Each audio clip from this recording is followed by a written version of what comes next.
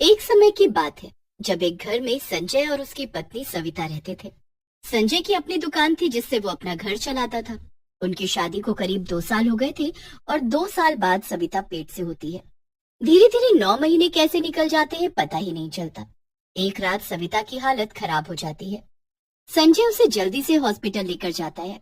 Doctor को सविता का operation करना पड़ता है और सविता एक लड़की को जन्म देती है। आपकी पत्नी ने लड़की को जन्म दिया है। अरे वाह, ये तो बड़ी खुशी की बात है। देखिए, मुझे आपको कुछ बताना है। क्या हुआ डॉक्टर साहब, सब ठीक तो है ना? देखिए, मेडिकल हिस्ट्री में बहुत बार कुछ अलग चीजें हुई हैं। आपने देखा होगा, जैसे कभी कोई बच्चा जन्म से अंधा होता है, किसी के हाथ में दिक्कत होती है, तो कभी किसी के पैर में। अब ये तो किसी के हाथ में नहीं है कि हर बच्चा एकदम ठीक ही हो। आप ऐसे बात क्यों घुमा रहे हो डॉक्टर साहब? क्या हुआ, ठीक से बताओ। वेल, आप मेरे साथ अंदर चलो। डॉक्टर संजय को अंदर लेकर जाते हैं। वहाँ एक पालने में जब संजय एक लड़की को देखता है तो उसके होश उड़ जाते हैं। एक छोटी सी बच्ची उस पालने में लेटी होती है जिसके 2 सर होते हैं। ये क्या है डॉक्टर साहब? आपकी पत्नी ने इसी बच्ची को जन्म दिया है। ये बच्ची ऐसे कैसे है? देखो, मैंने बताया ना कि कुछ बच्चे होते हैं ऐसे। पहले भी हमारे हॉस्पिटल में एक ऐसा केस आ चुका है। उस बच्चे के भी 2 सर थे। ये समझ लो, एक शरीर में 2 लोग हैं, क्योंकि 2 सर की वजह से 2 दिमाग भी हैं, और दोनों दिमाग एक जैसे तो नहीं चल सकते ना।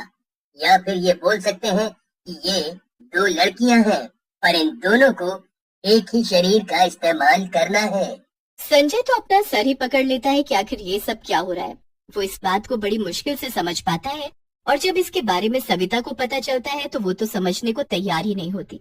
बड़ी ही मुश्किल से संजय उसे समझाता है। आखिरकार दोनों उस बच्ची को घर लेकर आते हैं। देखो, इनके 2 सर हैं और दोनों का अपना अपना दिमाग, तो हमें 2 नाम रखने होंगे। ठीक है, तो हम इसका नाम टीना और शीना रख देते हैं। धीरे धीरे सविता और संजय अपनी बेटी को बहुत प्यार करने लगते हैं। आखिरकार जैसी भी होती है, पर होती तो उनकी बेटी ही है ना। संजय और सविता अपनी बेटी को सबसे छुपा कर रखते हैं ताकि कोई उसे देखकर बातें न बनाए। बचपन में सब ठीक रहता है, पर जब वो बड़ी हो जाती है तो परेशानी शुरू हो जाती है। माँ, मुझे बाहर खेलने जाना है। नहीं, पर मुझे तो नहीं जाना, धूप से मेरे सिर में दर्द होता है। अरे तो क्या तेरे चक्कर में मैं भी ना जाऊं? अरे बस करो, दोनों लड़ाई करना बंद करो। देखो बच्चों, तुम दोनों को हमेशा साथ रहना है। भगवान के लिए झगड़ना बंद करो। और हाँ, तुम्हारे पापा ने बोला है कि अब कल तुम्हारा स्कूल में एडमिशन करवाने जाएंगे, तो अब अच्छे से पढ़ना, ठीक है? माँ, पर स्कूल में सब हमारा मजाक बनाएंगे। अरे ऐसे कैसे मजाक बनाएंगे? मैं किसी से डरती नहीं हूँ, देख लूंगी सबको। देखो तुम्हारी बहन कितनी बहादुर है, तो बस फिर तुमको फिक्र करने की क्या जरूरत। अगले दिन संजय और सविता प्रिंसिपल के पास जाते हैं, पर वो थोड़ा आनाकानी करती है कि वो उनकी बेटी को एडमिशन नहीं दे सकते, पर काफी समझाने पर वो राजी हो जाती है और एडमिशन दे देती है।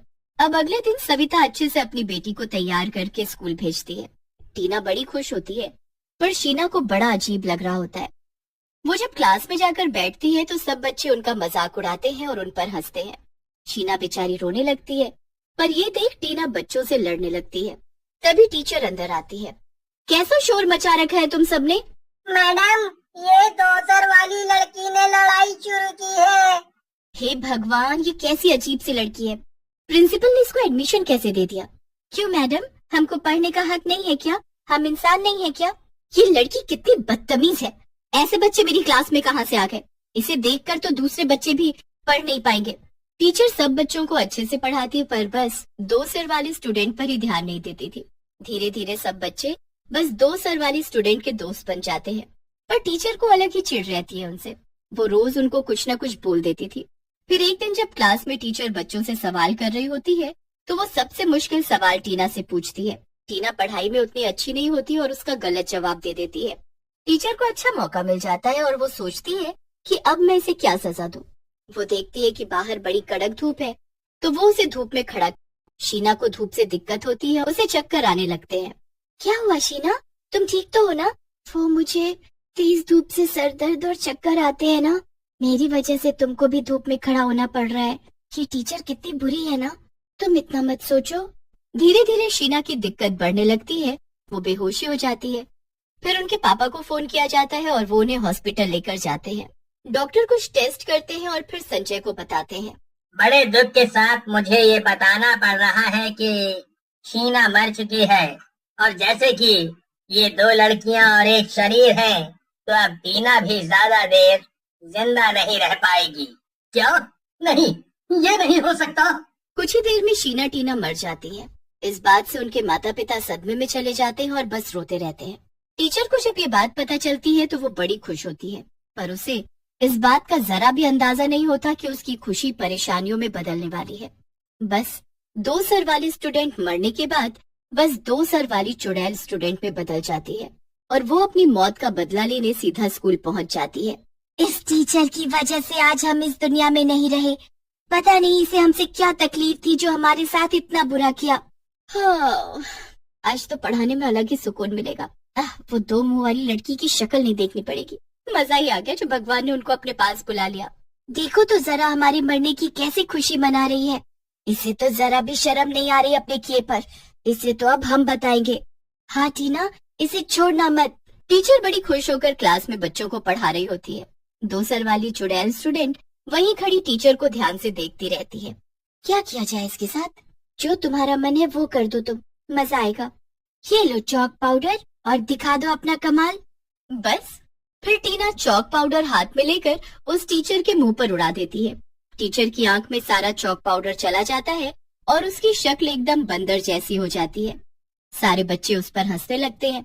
आहा, अरे मुझे कुछ दिख नहीं रहा है, मुझे कोई पानी दे दो। अरे कोई